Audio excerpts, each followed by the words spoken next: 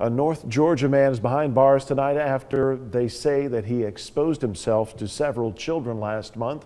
Channel 3's Jake Chapman spoke with the Whitfield County Sheriff about the arrest. Jake's in the studio with the latest. Jake. Well, Greg, Sheriff Scott Chitwood says Thomas J. Wooten has a history of exposing himself to children, and parents need to be aware of what's going on in their neighborhoods.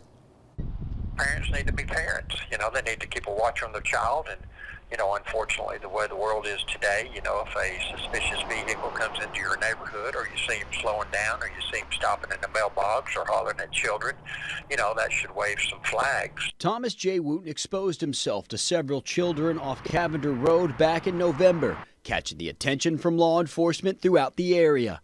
Calhoun PD had put out a kind of a North Georgia lookout. Chattanooga PD picked up on the lookout.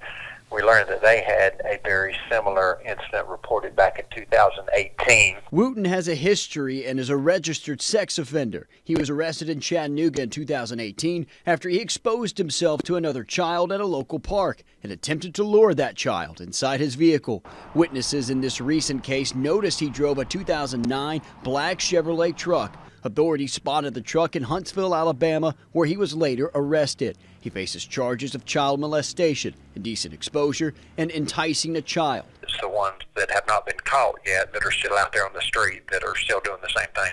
Chitwood says teamwork with law enforcement and the people will keep children safe. Working with each other, know your neighborhood, know where your children are going, but should it be a child or a grown adult, these are still serious charges, but oftentimes it's more offensive when it's involving a child.